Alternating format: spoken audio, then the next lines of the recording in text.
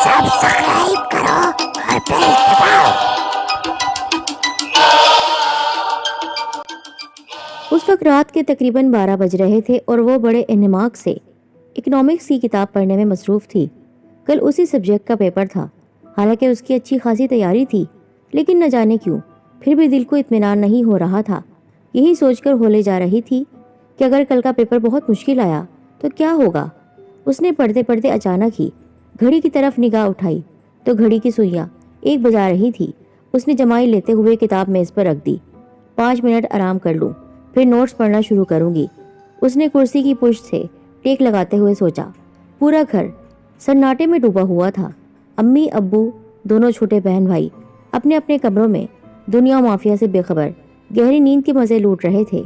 तमाम कमरे अंधेरे में डूबे हुए थे सिवाय उसके कमरे के, या फिर सहन में 40 वॉल्ट का बल्ब रोशन था जो अब्बू हमेशा रात को जला दिया करते थे। 5 मिनट आराम करने के बाद उसने नोट्स की तरफ हाथ बढ़ाए ही थे कि उसे अम्मी की आवाज़ आई। वो उसे पुकार रही थी और बुरी तरह से वो चौंक उठी। इतनी रात गए, अम्मी क्यों मुझे बुला रही हैं? कहीं किसी की तबीयत तो खराब नहीं हो गई? वो घबराकर खड़ी हो गई और नंगे पांव दौड़ती हुई उनके कमरे तक पहुंची। मगर ये क्या, दरवाजे पर ही हैरान होकर रुक गई। कमरे में फैला गहरा अंधेरा और मुकम्मल खामोशी कुछ और कह रहा था। इस बात की गवाही दे रहा था कि उस कमरे से किसी ने भी कोई आवाज़ नहीं दी है। उसने अंधेरे में आंखें फाड़ फाड़ कर अम्मी अब्बू के बिस्तर की तरफ देखा। जब अलीब और फिर 1 साल बाद रमशा भी उसकी तन्हाई मिटाने चली आई तो जैसे उसे सारे जहां की दौलत मिल गई। उनके ढेर सारे काम वो अपने नन्हे मुन्ने हाथों से इतनी अच्छी तरीके से अंजाम देती थी कि सब हैरान रह जाते। अम्मी तो जैसे उन दोनों की हर जिम्मेदारी से बरी उस जिम्मा हो गई थी और वो दोनों भी अपनी बड़ी आपी से कुछ ज्यादा ही जुड़े हुए थे। वो कुछ देर खामोशी से खड़ी उन दोनों को देखती रही, फिर बारी बारी उनकी पेशानी को चूमकर कमरे से बाहर आई। कैसा अजीब सा सन्नाटा फैला हुआ था पूरे घर में। पता नहीं क्यों एक अजीब सा खौफ उसे अपने खून में दौड़ता हुआ महसूस हुआ। वो जल्दी से अपने कमरे में आ गई। कुर्सी पर बैठकर उसने किताब उठाई, लेकिन दिमाग जैसे उधर लग ही नहीं रहा था। उसने अम्मी की कितनी वाज़ेह आवाज़ सुनी थी, नीलमा नीलमा जल्दी आओ। कितनी बेकरारी थी उनकी आवाज़ में, और ये वहम हरगिज नहीं था। उसने उलझकर किताब नीचे रख दी। ऐसा पहले तो कभी नहीं हुआ। आज दोपहर को भी उसके साथ एक अजीब सा वाकया हुआ था। दोपहर को वो कुछ देर के लिए अपनी बहुत अजीज दोस्त सादिया के घर कुछ ज़रूरी नोट्स बनाने के लिए गई थी। सादिया उनके घर के नज़दीक रहती थी, बस दूसरी गली में उसका घर था। वापसी पर गर्मी की शिद्दत से घबराकर उसने दरख्त के नीचे खड़े कुल्फी वाले से कुल्फी लेने का इरादा किया। पर्स से पैसे निकालकर वो कुल्फी वाले की जानिब बढ़ी, लेकिन वो पैसे लेने के बजाय उसको घूर कर देखने लगा। कैसी अजीब सी आंखें थीं उसकी, बिल्कुल रुकी हुई और जिंदगी से खाली। नीलमा के हाथ कपकपा गए, हलक में जैसे कांटे उग आए। कुछ बोलना चाहा, लेकिन आवाज़ नहीं निकल सकी। ये सिर्फ चंद लम्हों की बात थी, और फिर पेड़ के ऊपर से किसी के जोर से हंसने की आवाज़ आई, मिनमिनाती हुई, बिल्कुल बारीक सी हंसी। उसने घबरा कर ऊपर देखा। एक औरत सुर्ख रंग के दुपट्टे का घूंघट डाले उस दरख्त की एक शाख पर अपने दोनों पैर लटकाए बैठी थी। कैसे सियाह और सूखे सूखे से पैर थे उसके, जो लहंगे से झांकते हुए आ रहे थे। नीलमा का दिल जोर जोर से धड़कने लगा। उसने चाहा वहां से भाग जाए, लेकिन उसे यूं महसूस हो रहा था गोया उसके पैरों में जान ही नहीं रही। तभी इत्तेफाक से पड़ोस में रहने वाली आंटी अपनी कार में वहां से गुजरी तो उसे यूं बेहोश दरख्त के नीचे खड़ा देखकर उन्होंने कार रोक ली और उसे पुकारा तो वो अपने हवास में वापस आ गई। क्या हुआ बेटा, सब खैरियत तो है? इससे पहले कि वो जवाब देती, कुल्फी वाला अपना ठेला लेकर आगे बढ़ गया, लेकिन उसकी बेजान आंखें उस वक्त भी उसे अपने चेहरे पर जमी हुई महसूस हो रही थी। वो दौड़कर आंटी की कार के करीब आई और बिना पूछे दरवाज़ा खोलकर अंदर बैठ गई। आंटी, ये कुल्फी वाला बहुत अजीब सा आदमी लग रहा था। ऐसा महसूस हो रहा था गोया वो जिंदा नहीं बल्कि मुर्दा है। पता नहीं कैसे बेख्तियार ही उसके मुंह से खौफ के कपकपाते हुए ये जुमले निकले थे। आंटी खिलखिलाकर हंस पड़ी। अरे पागल, ऐसे नहीं कहते। देखो तो बेचारा इस उम्र में इतनी शदीद गर्मी में घर चलाने के लिए कितनी मेहनत कर रहा है। वो कार को आगे बढ़ाते हुए बोली। तभी नीलमा की नज़र दरख्त की उस शाख के जानिब गई जहां उसे वो अजीब सी बदनुमा बदसूरत औरत बैठी नजर आई थी, लेकिन उस वक्त वो शाख बिल्कुल खाली थी। खौफ से उसका दिल धक धक करने लगा। वो नाहक ही उस दरख्त के नीचे आ खड़ी हुई थी। शायद दरख्त चुड़ैलों और भूतों का मस्कन है। उसने खौफ से कांपते हुए सोचा, लेकिन आंटी से उस औरत का जिक्र नहीं किया कि वो मजाक उड़ाती, और फिर घर आकर अम्मी से भी उस वाक़े को छुपा गई, क्योंकि कल उसका पेपर था और अम्मी बहुत ही ज्यादा वहमी थी, यानी जिन भूतों पर बहुत यकीन रखने वाली थी। पता नहीं ये सुनकर उनका अमल क्या होता, जबकि वो बड़ी यकसुई से तैयारी करना चाह रही थी। हो सकता है ये सब मेरा वहम हो। गर्मी भी तो इतनी शदीद थी। उसने खुद ही अपने दिल को तसल्ली दे डाली। अब उस वक्त रात के उस गहरे सन्नाटे में वही खौफ जो उसको दिल में महसूस हुआ था, दिल में आकर बैठ गया था। वो जिंदगी से आरी, वो बेजान आंखें उसे चारों जानिब अपनी तरफ घूरती हुई महसूस हो रही थी। उसका चेहरा पसीने से तर हो गया था। ये मुझे क्या हो रहा है? शायद मुझे अम्मी को जगा देना चाहिए, उसने कांपते हुए दिल के साथ सोचा। तभी अलीब के रोने की आवाज ने उसे बुरी तरह से चौंका दिया। वो उसका नाम लेकर पुकार रहा था। वो पूरी कुव्वत से दौड़ती हुई अलीब के कमरे में पहुंची तो एक बेहद दहशतनाक और दिल को दिला देने वाला मंजर उसके होश को गुम करने के लिए काफी था। सामने वही कुल्फी वाला बूढ़ा बैठा, अपनी जिंदगी से आरी आंखें मुर्दा आंखों से उसे घूर रहा था, और उसकी गोद में अलीब था जो उसके बाजू के शिकंजे में जकड़ा हुआ था, और वो अपने आप को छुड़ाने की कोशिश करते हुए बुरी तरह से रो रहा था। अलीब! वो पूरी कुव्वत से चीखी। वो बूढ़ा आहिस्ता आहिस्ता हंसने लगा। ऐसी मकरू हंसी थी कि उसके रोंगटे खड़े हो गए। उसके पूरे मुंह में सिर्फ 3 दांत थे, जिनमें से एक दांत खून से तर था, जबकि बाकी दोनों बेइंतहा मेले थे। मुझे भूख लग रही है, मुझे कुछ खाने को दो, वो अजीब मिनमिनाती हुई आवाज में अपने ढांचे नुमा हाथ को आगे बढ़ाते हुए बोला, जबकि दूसरे हाथ से उसने अलीब को मजबूती के साथ जकड़ा हुआ था। अम्मी अब्बू जल्दी आइए! नीलमा के हलक से एक चीख निकली और वो चिल्लाती ही चले गई। अचानक उसे कंधे पर किसी का हाथ रेंगता हुआ महसूस हुआ। उसने बेख्तियार पलटकर पीछे देखा तो वही सुबह वाली औरत, जिसके चेहरे पर उस वक्त भी घूंघट ही पड़ा हुआ था, उसके बिल्कुल पीछे खड़ी थी। नीलमा की चीखें बेख्तियार रुक गईं और वो फटी फटी आंखों से उस औरत को देखने लगी। वो भूखा है, उसे कुछ खाने को दो। घूंघट के अंदर से वो मिनमिन करती हुई बोल रही थी। नीलमा थर थर कांपने लगी। अलीब अब भी रो रहा था, तड़प तड़प कर उसे पुकार रहा था। लेकिन कितनी हैरत की बात थी कि साथ वाले बेड पर लेटी रमशा की नींद में कोई भी खलल नहीं पड़ा। और मजीद हैरत की बात यह थी कि अम्मी अब्बू इतना शोरगुल होने के बावजूद कमरे से बाहर नहीं निकले थे, वरना अम्मी की आंख तो जरा सी आहट से खुल जाती थी। नीलमा ने बड़ी बेबसी से अपने छोटे से मासूम भाई को देखा, जो उस मकरूह शक्ल वाले बूढ़े के शिकंजे में जगड़ा बुरी तरह से तड़प रहा था। मेरे भाई को छोड़ दो, तुमको अल्लाह का वास्ता है। वो बेख्तियार रोते हुए जमीन पर बैठ गई। खौफ, दहशत और परेशानी से जैसे उसका जहन मफलूज होता जा रहा था। हाथ पैरों में जान ही नहीं रही थी। इसे खाने दो, भूखा है। अचानक वही मनहूस आवाज सरगोशी की सूरत में उसके कान के पास आई। नीलमा का दिल खौफ से बंद होते होते बचा। वो औरत भी उसके साथ ही जमीन पर बैठ चुकी थी और चेहरे से घूंघट भी सरक चुका था।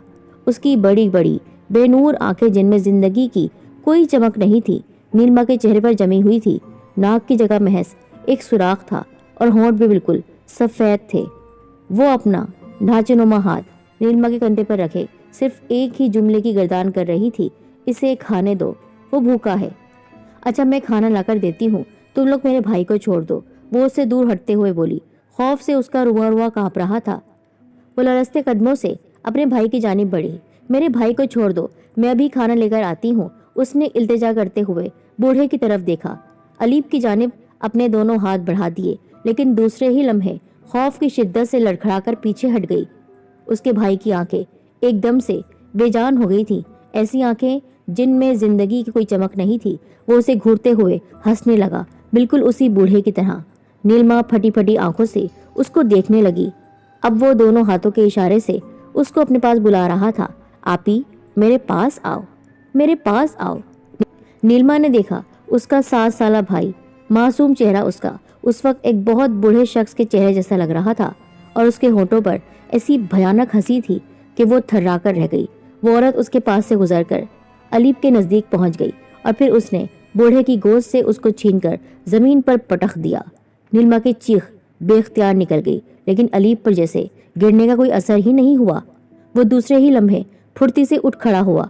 उसकी फुर्ती اور نیلما کے خوفزدہ چہرے کو دیکھ کر وہ عورت اور بوڑھا زور زور سے ہنسنے لگے۔ علیب نے بھی ان کا ساتھ دیا۔ ہی۔ کمرے میں چار سو ان لوگوں کی مکرو ہنسی کی آواز گونجنے لگی۔ نیلما کی ٹانگیں اور ذہن دونوں ہی شل ہو چکے تھے۔ وہ چیخنا چاہ رہی تھی لیکن اب حلق سے آواز نہیں نکل رہی تھی، اور پھر ان تینوں نے رمشا کے بیڈ کی طرف بڑھتے ہوئے کہا، ہمیں بھوک لگ رہی ہے، ہمیں بھوک لگ رہی ہے۔ بوڑھا بولتا جا رہا تھا، مجھے بھوک لگ رہی ہے۔ رمشا کے نزدیک آ کر رک گیا، جبکہ علیب اور وہ عورت بھی بدستور ہنستے جا رہے تھے۔ رمشا یہاں سے بھاگو، نیلما ہذیانی انداز میں، پاگلوں والے انداز میں چیخی۔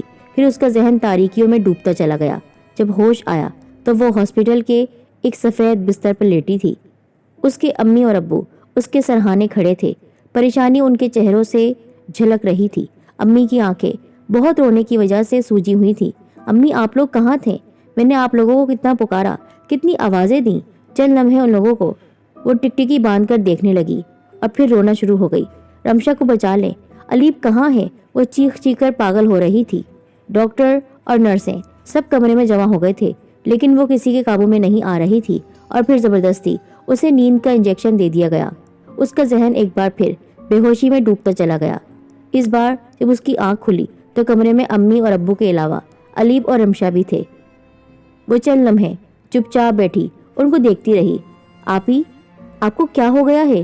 علیب اسے آنکھیں کھولتا ہوا دیکھ کر بھاگ کر اس کے قریب آ گیا، جبکہ امی اور ابو بھی اس کے نزدیک آ کر اس کے ہاتھ کو سہلانے لگے۔ علیب، وہ بوڑھا آدمی، وہ چڑیل عورت کیسے چلے گئے؟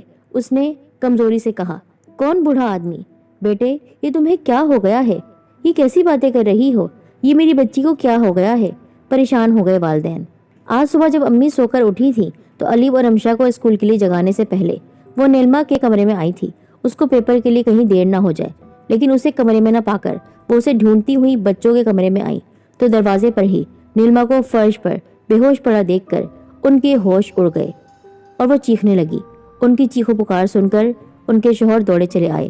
اس کو فوراً ہاسپٹل لے جایا گیا، جہاں اسے آج 2 دن بعد ہوش آیا تھا۔ ڈاکٹر بھی سمجھ نہیں پا رہے تھے آخر اسے ہوا کیا ہے۔ انہوں نے حسیب صاحب کو یہ بتایا کہ ان کی بچی کا ذہن کسی شدید خوف اور ڈپریشن کے زیر اثر ہے، اور اس وقت اس کی آنکھوں سے جھلکتا خوف ڈاکٹروں کی بات کی تصدیق کر رہا تھا۔ نیلما بیٹا، مجھے بتاؤ کس بات سے خوفزدہ ہو؟ میں ہوں نا تمہارے پاس، میں سب ٹھیک کر دوں گا، پاپا نے پیار سے کہا۔ پھر آپ رات کو کیوں ہماری مدد کو نہیں آئے جب میں رمشا اور علیب کو ان لوگوں سے بچا رہی تھی اور وہ لوگ ان کو مار رہے تھے، ڈرا رہے تھے، ختم کرنے کی کوشش کر رہے تھے؟ وہ آنسوؤں سے بھیگی آواز سے ان سے شکوہ کر رہی تھی۔ کون ڈرا رہا تھا؟ مجھے سب تفصیل سے بتاؤ۔ نیلما نے خوفزدہ نظروں سے علیب کی جانب دیکھا جو نزدیک ہی خاموش کھڑا تھا، لیکن اس کی آنکھوں کی بدلتی رنگت نیلما کو واضح طور پر محسوس ہوئی۔ ہونٹوں پر ویسی ہی مکرو مسکراہٹ رینگ رہی تھی۔ نیلما نے کپ کپا کر حسیب صاحب کا ہاتھ مضبوطی سے پکڑ لیا۔ ابو، ان لوگوں نے علیب پر جادو کر دیا ہے، اس کو بھی اپنا جیسا بنا دیا ہے، وہ خوف سے لرزتی آواز میں بولی۔ حسیب صاحب نے کچھ حیرت سے بیٹے کی جانب دیکھا جو اپنی آنکھوں میں زمانے بھر کی معصومیت بھر کر ان لوگوں کو دیکھ رہا تھا۔ پھر وہ نیلما کی جانب تھوڑا سا جھکا اور کہا، آپی، کس نے مجھے کیا بنا دیا ہے؟ آپ کس کی باتیں کر رہی ہیں؟ نیلما نے بے اختیار اس کی آنکھوں میں دیکھا، ویسی ہی بے جان آنکھیں۔ اس کا چہرہ کسی بہت بوڑھے شخص کی مانند لگ رہا تھا۔ وہ تھر تھر کانپنے لگی، چہرہ پسینے سے تر ہو گیا۔ ابو، یہ علیب نہیں ہے، ان لوگوں نے ہمارے علیب کو مار دیا ہے، آپ میرا یقین کریں ابو، میرا علیب، میرا بھائی مر گیا ہے۔ وہ بے اختیار اپنے باپ کا ہاتھ تھام کر رو رہی تھی۔ حسیب، میری بچی پر کوئی سایہ ہو گیا ہے، آپ کسی مولوی کو بلا کر لائیں۔ وہ اسے اپنے کلیجے سے لگائے روتی جا رہی تھی اور وہ بار بار یہی کہہ رہی تھی، میرا بھائی مر گیا ہے، میرا بھائی مر گیا ہے، آپی میں زندہ ہوں، آپ مجھے چھو کر دیکھیں۔ وہ اس کی طرف نہیں دیکھنا چاہتی تھی کیونکہ وہ اس کا عجیب چہرہ دیکھ کر ڈر رہی تھی۔ اچانک وہ اچک کر اس کی گود میں بیٹھ گیا۔ بس اس کے بیٹھتے ہی نیلما کو اپنے رگو پے میں ایک برف جیسی ٹھنڈک کے پھیلنے کا احساس ہوا، شدت کے ساتھ احساس۔ علیب کے بے حد سرد ہاتھ اس کی گردن پر تھے اور وہ آہستگی کے ساتھ اس کے کانوں میں بے حد عجیب سی آواز کے ساتھ سرگوشی کر رہا تھا، میں زندہ ہوں لیکن آج تم مر جاؤ گی، پھر رمشا مرے گی۔ ہا ہا ہا، کتنی مکرو ہنسی تھی وہ۔ نیلما نے ایک جھٹکے سے اسے اپنی گود سے ہٹانا چاہا، لیکن وہ اپنی جگہ سے ہلا تک نہیں، بلکہ اس کے کچھ کہنے سے پہلے ہی اسے اور چمٹ گیا۔ نیلما نے پوری قوت سے اس کو اپنے آپ سے الگ کرنا چاہا، لیکن اس 7 سال کے بچے میں جیسے فولاد جیسی طاقت تھی اور اس کی سخت سرد باہوں میں نوکیلے کانٹے اگائے تھے۔ نیلما کو اپنی گردن میں وہ کانٹے گھستے ہوئے محسوس ہو رہے تھے۔ اس نے امی کو پکارنا چاہا، ابو کو آواز دینی چاہی، لیکن اس کے ہونٹ بالکل بند ہو گئے تھے۔ آواز حلق سے نکل ہی نہیں رہی تھی۔ الیب کا چہرہ بالکل اس کے منہ کے قریب تھا، بے جان، ساکت اور مردہ آنکھیں، بے رنگ آنکھیں ہو رہی تھی۔ اس نے بہت بے بسی کے ساتھ امی کی جانب دیکھا تو دہشت سے اس کا تیز رفتاری سے دھڑکتا دل ایک دم سے بند ہو گیا اور وہ پتھرائی ہوئی آنکھوں سے بس ان کو دیکھتی رہ گئی، کیونکہ وہاں اس کی امی کی جگہ وہی مکرو شکل والی عورت کھڑی مسکرا رہی تھی۔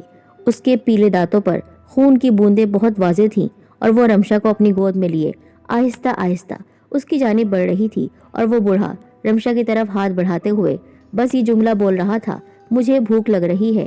یہ آخری منظر تھا جو نیلما نے اپنے دل کی دھڑکن رکنے سے پہلے دیکھا تھا۔ آج نیلما کا 40واں تھا۔ امی عورتوں میں گھری بے حد نڈھال سی بیٹھی تھی۔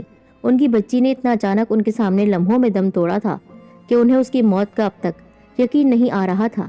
آنکھیں رو رو کر خشک ہو گئی تھی، ہوش و حواس سے بیگانہ بس وہ نیلما ہی پکارتی جا رہی تھی۔ حسیب صاحب خود غم کی شدت سے نڈھال تھے۔ نیلما کی اچانک موت کا وہ معمہ، وہ راز وہ کسی صورت حل نہیں کر پا رہے تھے۔ ڈاکٹر نے اس کی موت کا سبب اچانک ہی ہارٹ فیل بتایا تھا۔ ویسے سارے ڈاکٹرز خود بھی اس کی اس اچانک موت پر کافی حیران تھے۔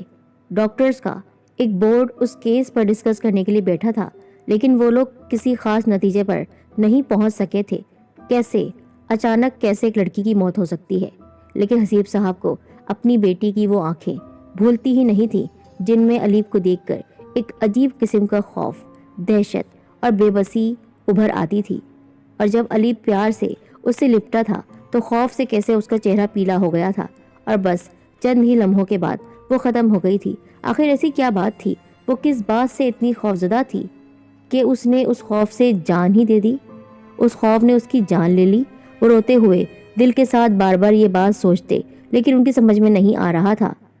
بیٹے کو بھی ہلا کر انہوں نے پوچھنا چاہا، لیکن وہ معصومیت سے آنکھیں جھپکتا جا رہا تھا۔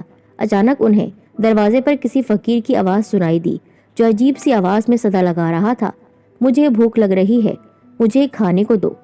40ویں کی فاتحہ کے بعد اس وقت تقریباً سبھی مہمان جا چکے تھے، لیکن کچن میں کافی کھانا بچا ہوا تھا۔